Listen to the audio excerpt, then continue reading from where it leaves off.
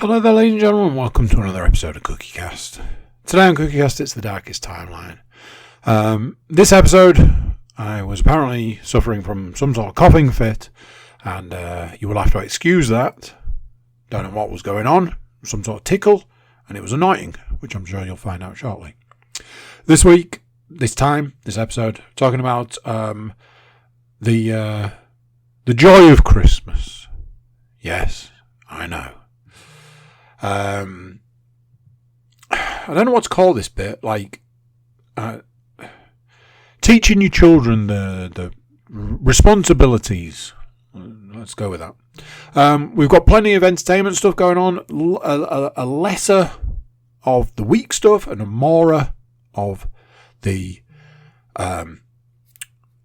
entertainment stuff. Obviously, I'm aware that more is not good grammar, so yeah. Anyway, let's get into it. So here we go. This is CookieCast, the Darkest Timeline.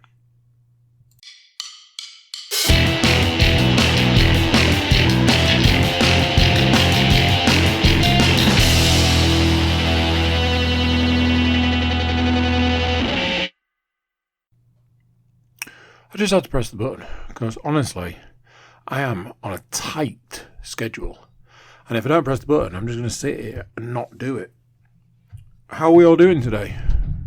This week, this life. You know when you just... everything's just in the fucking way. These cables in the way. These cables that get more and more tangled as the days go on. You know, those cables. This radiator in the way of these feet. I am in pain. Why do I feel... has the fucking desk moved? Has the desk moved? I feel like I'm a million miles away. I'll have to move this. Is this better? Can you hear me? Can you hear me now? How is everybody doing? If you didn't hear any of that, how are you? Are you okay? I am in pain. I feel like I've got growing pains, which... as a 45-year-old man, I don't think I'm growing. I think I'm probably going the other way. Do you get shrinking pains? Maybe that's it. Yes, I have a leg and arm pain. The leg, I basically tore a muscle, pulled a muscle, let's say, and my arm is I used my arm vigorously to clean something, and it hurts. So there you go. There's a little update for you. A little peek behind the curtain into my life. How are we all doing? Are we surviving? Because, honestly, I don't know if I feel like I am at the moment. I feel like I'm struggling to keep my head above the water. The water. That's how we say that. Usual rules apply. If you need to reach out, do.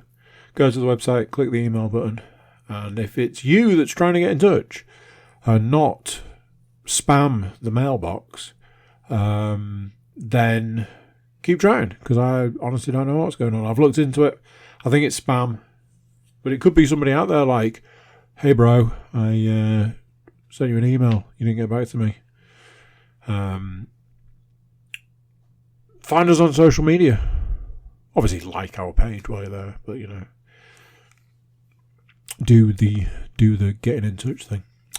I hope you're all well. I always hope you're all well.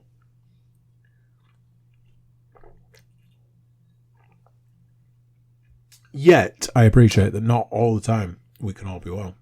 So, you know, just offering what I can, where I can. So, I should probably look at the list. But I know the list is a weird one. Last few weeks, not a huge amount to talk about, but a lot of stuff to... like, I feel there's been more entertainment recently compared to other points in time. Unless, like, oh, this is what I've done this week. What did you do this week? I'm not trying to belittle anything you might have done. I'm just saying, like, What am I saying? Let's get into it. Really short list this week. Definitely going to go over because I need to be done and dusted on this podcast very shortly so that I can join a podcast. Very long story, which is wildly uninteresting to anybody that's not involved, I guess. I want to set the scene. I joined a training session. I run a variety of training sessions each week. I joined one. I just feel like I'm so far away. I don't understand. I've moved the chair. Is this better? This feels weird. Something's changed. I don't know what it is. Anyway. I joined a training session about a week or so ago. I run a variety of training sessions each week through work, designed for me to train out my information, I guess. I would say knowledge and experience, but I don't think anybody really gives a fuck about that.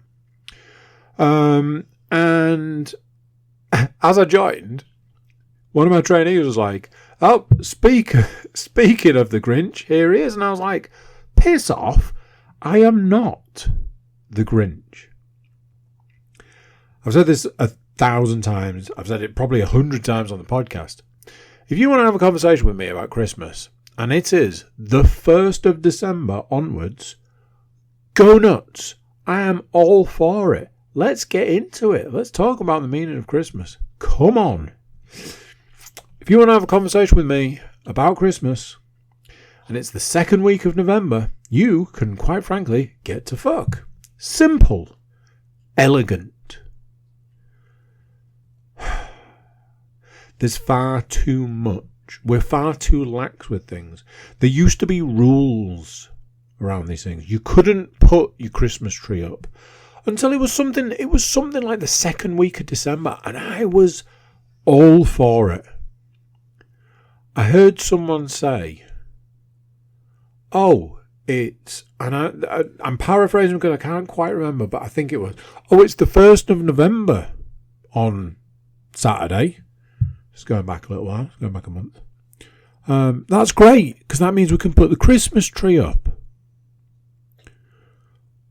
I'm like, we could get past bonfire night first and then wait a month and then think about putting the Christmas tree up. Now, this was a business, and, I get businesses do things a little differently, but if you walk around the streets where I live, apparently businesses don't do it that different to 60% of the people, because multiple houses have got their Christmas lights up and far too many have got their Christmas trees up.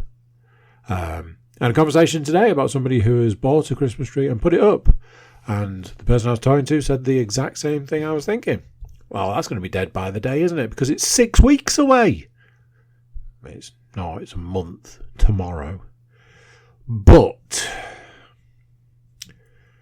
now I know what you're thinking. I think the person that called you the Grinch is probably spot on. Fuck that. I am Mr. Motherfucking Christmas. I was looking at an actual full-blown advent calendar today. No, not in a shop. Not one that you open a door and you get a little bit of chocolate out. No. I was looking at an advent calendar that I could purchase, that I would then be able to use year after year. A reusable wooden advent calendar. So, with all due respect, fuck you. I am Mr. Motherfucking Christmas. But I'm not. There, I've said it. I am not. I am Mr. Pretends to be Christmas. Hang on. Podcast update.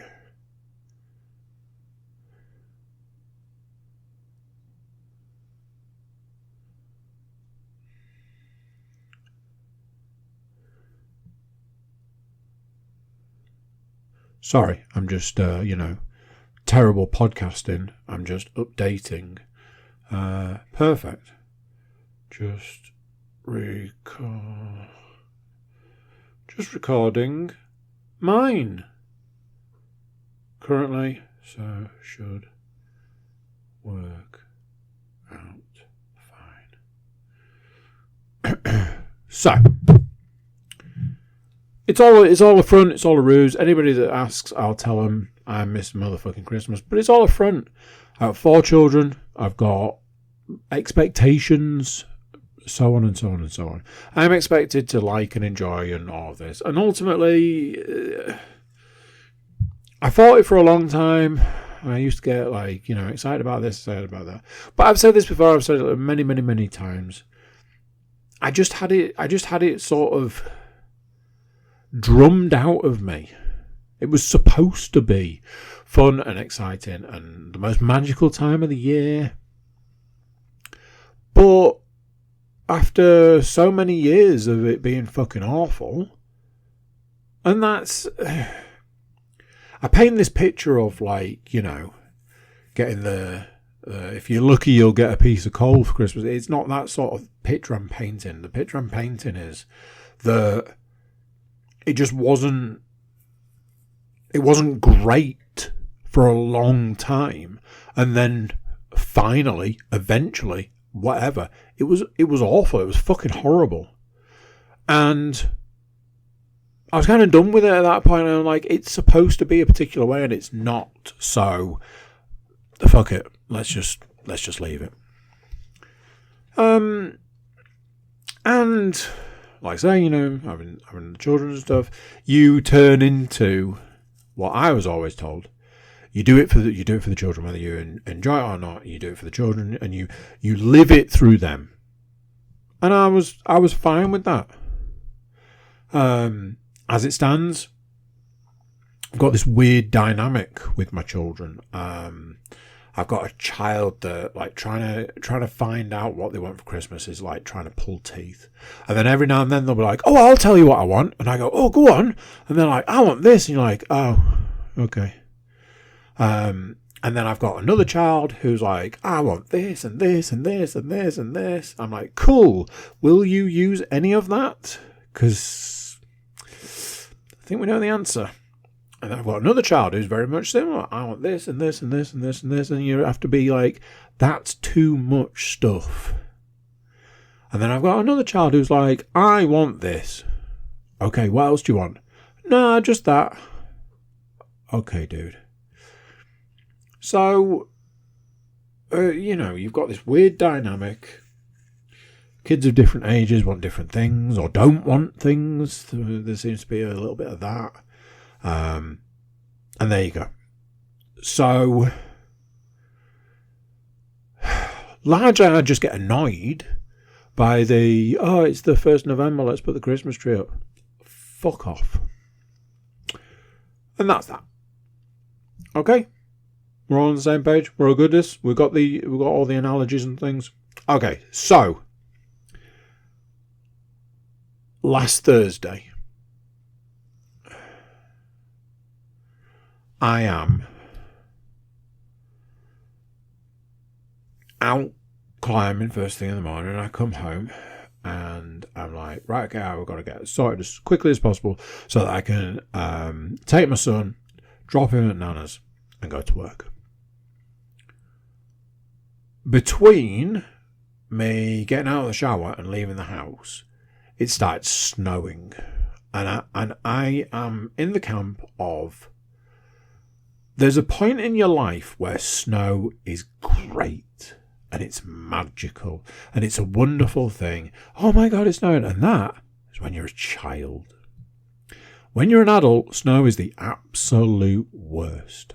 However, snow has the possibility to become great because as an adult, if it snows enough, the entire country shuts down and yay. I once walked for 2 hours in the snow to get home because my work was like, if you live this far away, go home. All the buses are cancelled, go home. And I was like, sure.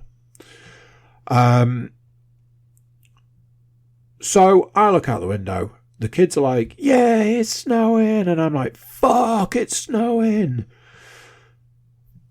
So, there you go.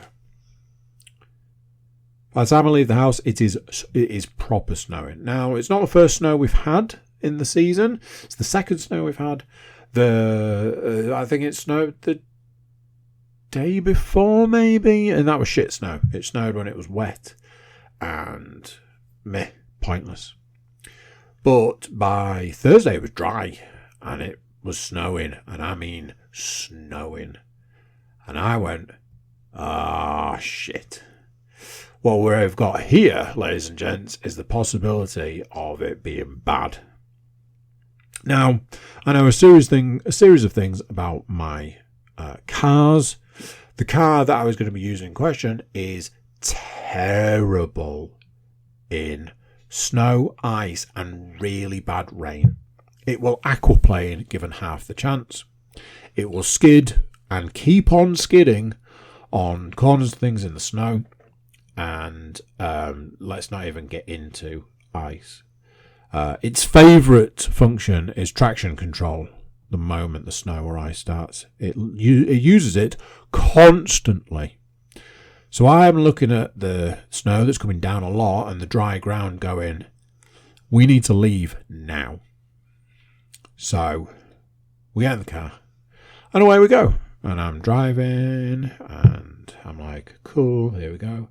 And my son's like, oh, look at it. And I'm like, oh, look at it. The same phrase, statement, whatever, in two completely different ways.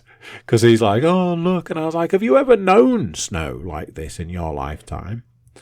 And I'm looking at it like, if this settles, we're fucked. Knowing which corners are going to be a problem to go around, all of this stuff. We get a little bit away on our journey. And we go up a hill.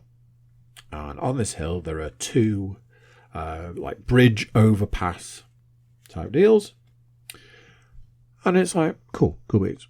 So as I drive up to the first one, it's snowing heavy and it's big snow. And it's coming down fast. So as we go up to the bridge overpass bit, it's coming down at a rate of knots. As we go in, obviously no snow is coming, but you can still see it out the other side. So as we go through the bridge, under the bridge, it's like everything went into slow motion because the speed of the snow going past the bridge on the outside was fast. When you get under the bridge, it went real slow. And then zooming out the other side into fast snow, it gave this effect of like looking out on like a snowy cabin, kind of looking out the window, or a winter wonderland of some description. But the effect it sort of gave, the instant thought was, oh, it's like Christmas. And as it all happened at once, it was like I was punched in the chest with all like the only way I could describe it was the joy. And I was like, that was nice. I enjoyed that. We go up the hill, we go round some corners and stuff, and then we get to one of the corners that I know is going to be a problem. And it absolutely was. We skidded round that corner like it was Tokyo Drift. And away we go, and we battle our way through, and I go off to work, and it's snowing heavily, and we get there. And then by the time lunchtime rolls round, not only has it stopped snowing, the snow's gone. So it's like, there you go. Done and dusted. That evening, take the dog for a walk, and we're walking, and it's dark, and we're out, and nearly home from our dog walk, and somebody is doing what I can only describe as one of the most mental things I've ever come across. They are cutting a hedge in the pitch black, and I'm like, That seems like one of the most dangerous things I can ever imagine. What the fuck are you doing? Kind of thing. As we get to it, I realise what the type of hedge is like a fir tree, like a big hedge.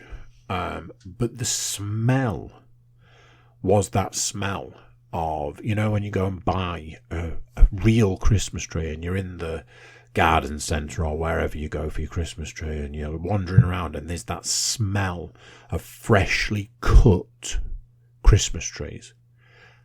All I could smell was that, and it got in my mouth and I could taste it, and I was walking and that's all I could think. I was like, oh, it's like when you go and buy a Christmas tree.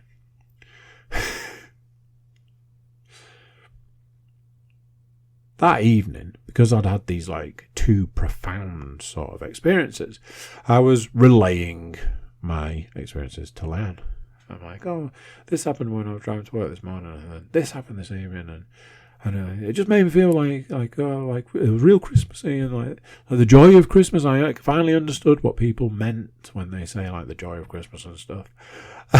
And she said to me, she was like, oh, you're just like the Grinch when his heart grew 2 sizes. And I was like, oh man. Because I couldn't argue it. And I was like, maybe enough time has passed at this point that I may be possibly in a position to start like actually enjoying it for once. Like, it's so much of a, like, I'd had this thing today, like I'm trying to get all the Christmas, not Christmas, but the end of year stuff lined up. All the nativities that I need to go to, the carols that I need to go and watch, the dance performances that I need to go, and it's just coming thick and fast. And there's always a fucking problem. Every year there's a problem. So I now have to go about trying to correct this problem. There's the same problem every year. It's the same issue every year. You'd think it would have been sorted the first year, but no, it has to be resolved every year by me. And I'm like, oh, for fuck's sake, why have I got to sort this out? But I'm like, what's it going to be like when I'm going and watching like 2 nativities in the space of 2 weeks and a dance performance and carols and all this? Am I going to suddenly be like, you know, crying in the church because I'm full of all the joys of Christmas? But yeah, it just made me chuckle. I had a little predicament in the house. My eldest likes to climb nearly as much, if not more, than the rest of us do. And she has a system for paying where I pay for half and she pays for half. And that just about works. And we've talked about the best way for us to move forward, like for next year. She's got older, you know, a little bit more responsibility falls to her and all this sort of stuff. So we've sort of discussed a plan for next year. However, her current payment is going to fall short for the rest of this year. So it was a bit of one of those where I was like, you know, what are you going to do? She's like, well, I don't know. Like, I could not go. I'm like, yeah, but, you know, we're going to go. I'm still going to go. I'm going to go next week. You're supposed to be there. What are you going to do? You're not going to go? You're not going to climb? I don't think so. Also, you know, there's like just before Christmas sort of stuff. And Leanne will want to go and you don't want to miss out. I don't know if you necessarily want to miss out on the best set of climbing, because like the next 2 sets is like the better stuff. So what are you going to do? She's like, well, I don't know how to change it. And I was like, well, realistically, you just need to earn the money between now and then. So what are you going to do? So, well, then we spoke about some jobs. I was like, we did speak about some jobs. So crack on. I was like, I've been saving jobs for you to do in the hope that you'll be like, I need to earn some money. Can I do these jobs? And I'm like, yeah, sure. It's well overdue. Crack on. So she's like, well, what can I do? I was like, well, I'll tell you this much. I'd already told you that I've been saving the tidying the gym for a few weeks now. It's well overdue. And if you're not going to do it, that's fine. I'll crack on and do it. However, it feels like a missed opportunity for me. You can do it, earn some money, and I get a nice clean gym. Everybody wins. I'll pay for your next climbing session. That'll get you one climbing session. And I was like, however, I will say this. Both the gym and the games room need probably a bit of a blitz, really. So if you wanted to pick up both, I could see myself to making it sort of 1.5 climbing sessions. And then you've only got like a little bit to sort out, maybe a job here or there, whatever. So we had all these conversations, and she was like, right, okay, well, I'm gonna do that then. I was like, okay. And I said to her, I was like, look, if I'm shelling out money because you've done a job, I want to know that that money is being paid because of a job well done. I don't really want to be saying, look, you've not tidied this, you've not cleaned this, you've not hoovered this, you've not wiped this, you've not done this. I just want you to go and do it, and for me to go, that's great, I'm happy to pay you for that. Now, this is largely nothing to do with anything I've spoken about. This is to do with learning responsibility, because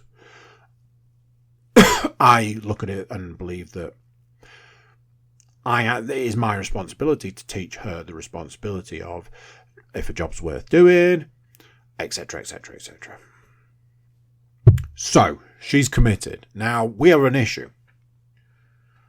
Our Hoover needs replacing. You can run it for a matter of seconds, and then you have to plug it back in, let it charge like a block, and then you can use it again for a few. It's more than seconds, but it's not a massive amount. So you have to be really tactical how you use it. So I'm like, well, there are other things. So use the Hoover as much as you can, get as much hoovered, plug it back in, do other jobs, go back, Hoover, plug it back in, do other jobs, so on and so forth. So this was it. And I was like, look, do you know what you're doing? She was like, it's been a little while. You've shown me before, but for peace of mind on everybody's part, it'd probably be good if you just went through it with me. I'm like, that's fine. I've got no issues there. Now, I am a little bit meticulous, anal, if you like, etc., etc. Whatever you want to call it. I just like it doing well. I just like it doing right. That's how I would do it, because I know, especially for like the gym, what it goes through and how quickly it gets not dirty, but scruffy, I guess might be the better way of putting it. So I was like, this needs this, this needs that. You need to drop the treadmill and clean the treadmill and clean behind the treadmill and clean the wall, because that's where the cobwebs go, and you need to clean all the skirting boards because they get dirty. You need to do this. If you need that moving, I can move it. I don't want you to move it because it's heavy. This will have to move from here to here so that you've got the room to get around. Also, your brother decided to walk through the gym with muddy feet, which drives me up the wall. So we've now got muddy feet to deal with. Get the spray mop and do that. Going through all this stuff. She was like, well, what about this? I was like, well, you can open the blind, you can do this, that, and the other, blah, blah, blah, blah, blah. I was like, as far as the games room is concerned, simple. Hoover throughout. Dust the entertainment unit. And finally, I will clean the TV, because it needs a spray and it needs a wipe, and I don't want you to be responsible just in case something goes wrong. Do the Hoover the toilet area and stuff, and you are basically done. Now then, when dealing with children, let's face it, you expect a level. Now,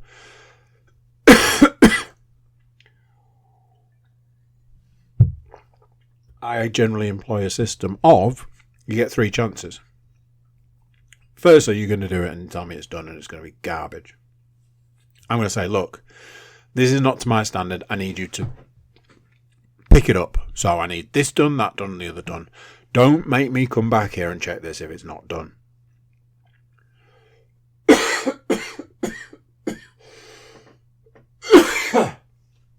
I'll go back and check it. Second time, that's when you give the... It's better.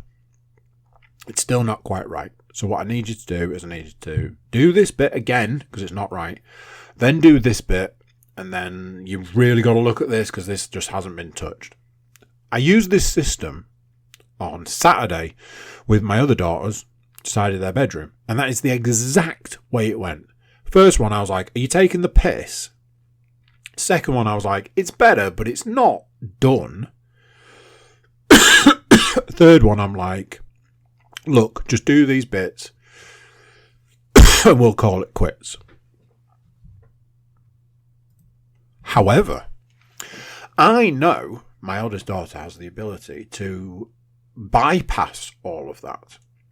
In the past, I've seen her do a standard childlike clean.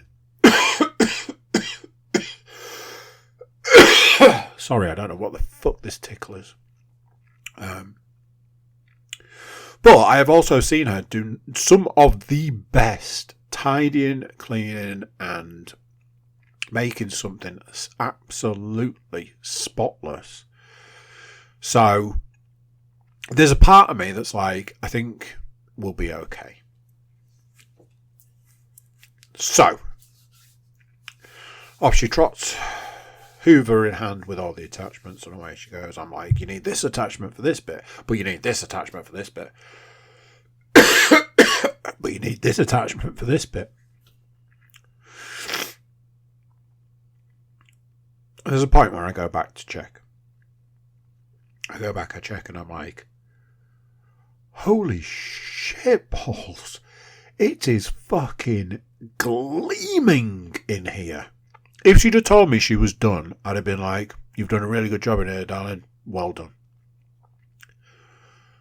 But she wasn't telling me she was done. She was just saying, oh, I've done this and done that, but I'm going to move on to this. And I was like, it looks good in here, darling.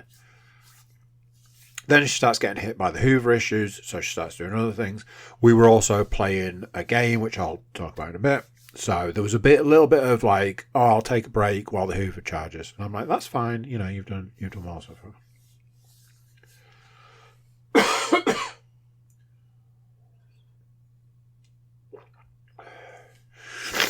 We get to a point where I think that she's going to bail. We're playing a little bit too much of the game and there's not a lot of cleaning going on. And then suddenly she's like, right, I'm going to go and do more of this. I'm like, okay. It took her most of the afternoon. It was probably bordering on like 3-4 hours. Now that a lot of that was to do with the Hoover issue, and we were playing computer games. But by the time she was done, the place was spotless.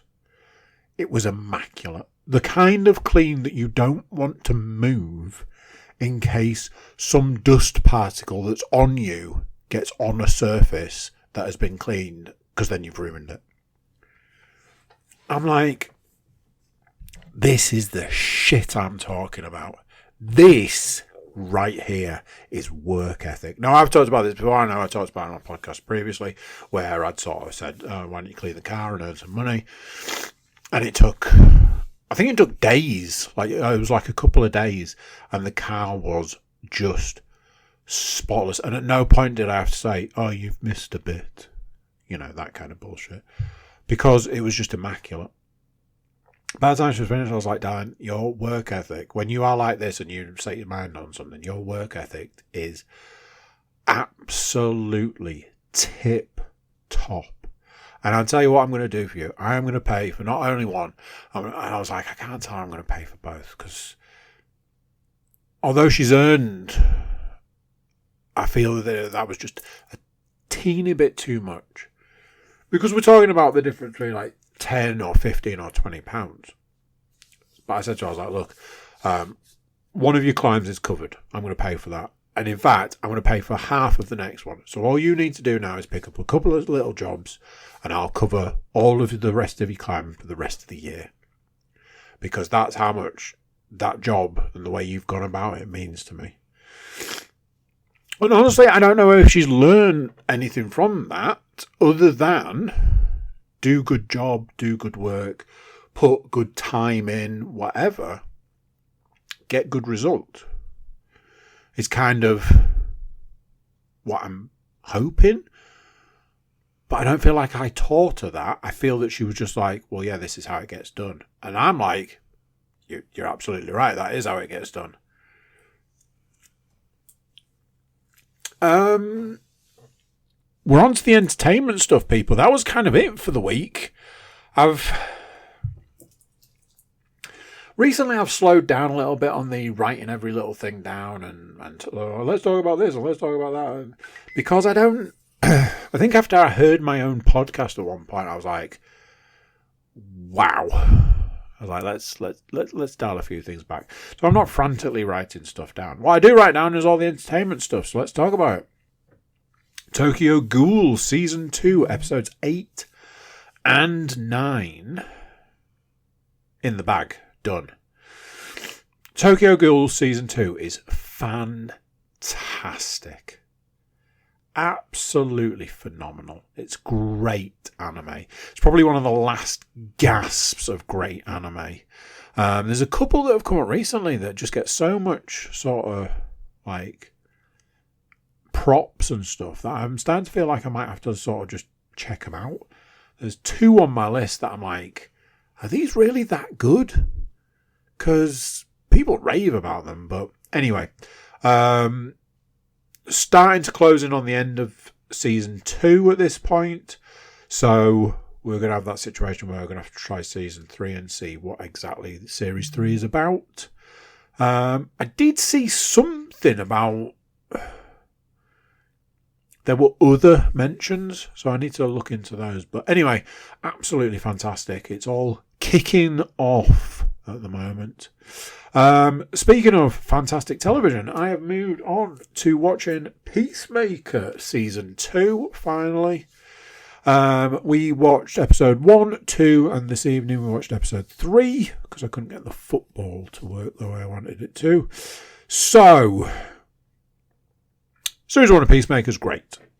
It's really good television, really enjoyable. If you've not seen it, I heartily recommend it. If you enjoyed any of like the Suicide Squad or if you enjoyed the latest Superman film, it all connects. So I'd recommend, if you've seen it, if you haven't and you fancy it, maybe check those out first. Season 2, it's just dialing everything up. It's just dialed everything up. It feels less Peacemaker and more Chris Smith, who is Peacemaker. There's very little actual Peacemaker in it, and he's spending a bit more time as Chris Smith. He seems to be a bit of a mess in a lot of ways. Unfortunately, I do know the twist of the series because, you know, lol the fucking internet, but... So far, that hasn't really affected anything. I haven't told Leanne because we're watching it together. Ultimately, I don't want to ruin it for her. I'm enjoying it more than she is, apparently, because I was like, oh, are you enjoying this? She was like, it's meh. I was like, it's great. What are you on about? So, yes, we'll probably look at getting that sort of worked through over the next few days, couple of weeks sort of thing. So we'll see what that shapes up like. Movies. Bit of a weird one movie-wise. I watched a film that I was a little dubious because of my absolute love of the first one. But I wanted to see it and I'd heard good things, so we watched Nobody 2. Honestly... wish we hadn't. It really, really suffered the second in a franchise kind of deal. It felt super cliche. It felt largely unnecessary. Although the action was good, it just didn't feel as poignant as the first one. The first one is perfection. The first Nobody is like the first John Wick. They are perfect films, absolute perfection. And Nobody 2 is like John Wick 2, a massive downgrade. I was saying, like, I kind of wish I'd not seen it, because I was like, you've really soured me. I'm not saying it was a bad film, and on its own, it would just be an action movie, but it just fell into that. Every moment of it was cliche. Like, oh, we've gone to this little town. Oh, my son's been bullied by the local bully. Oh, the police are corrupt. And it was just that. A couple of things. One, they reused a bad guy. Not the character. No, the actor. It's the same actor that was in John Wick and Nobody and now in Nobody 2. And they just changed his appearance. There you go. He's not the guy from the first one. He's a different guy. Absolutely not. Sharon Stone's in it. Sharon Stone is in it as like the main bad guy. I had to Google this because I was convinced Sharon Stone had won an Oscar. It turns out she actually hadn't won an Oscar. She was nominated for her role in Casino. Did not win, which I was really surprised about. I was like, I'm sure she won an Oscar for that. Her performance in Nobody 2 was not Oscar worthy. It wasn't worthy of anything. It was terrible. She was cartoonish, to say the least. To start with, I didn't even realise it was her. And then when I did realise it was her, I was just embarrassed. It was one of those kind of performances where you're like, what are we doing right now? Because this is awful. So yeah, disappointing. It's a generous 6 out of 10. It's probably more like a 5 out of 10, which is a low score for me. I found myself drifting away from it by the end. Like, I was ready for it to be over before it got anywhere close to the end, which is a really bad sign. To get round me not talking about old films and stuff, I've been talking about films that me and my eldest have watched together. And I convinced her, didn't take much convincing, to watch The Matrix.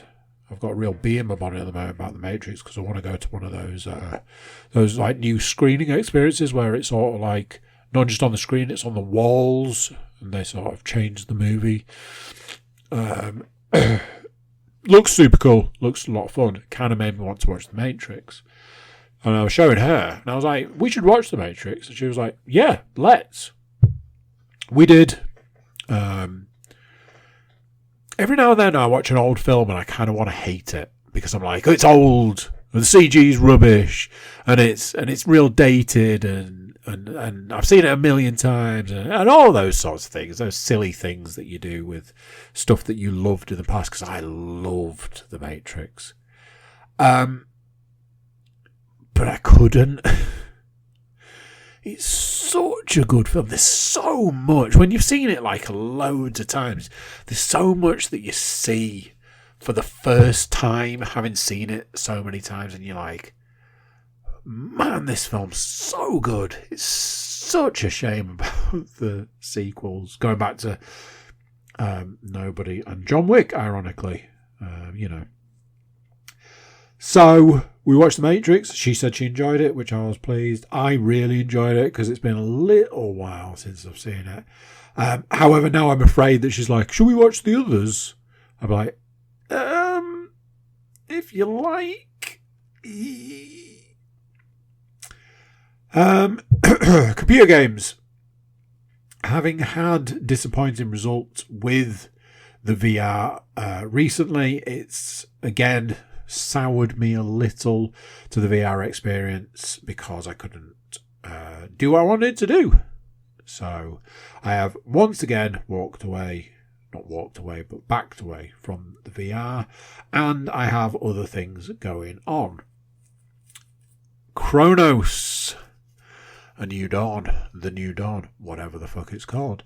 I have got to the last boss. I have had it confirmed it is the last boss, and I cannot do it.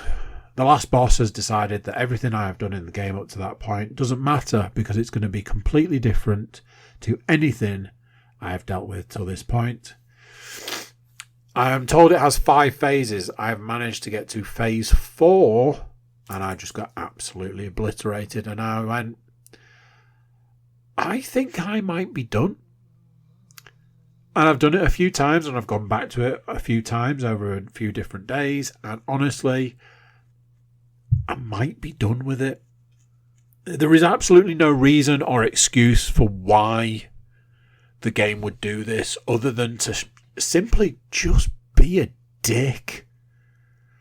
So I'm a bit like, I'm kind of okay walking away from this now. It's not the first time I've got to the last boss in a game and gone, do you know what? Fuck you, and walked away.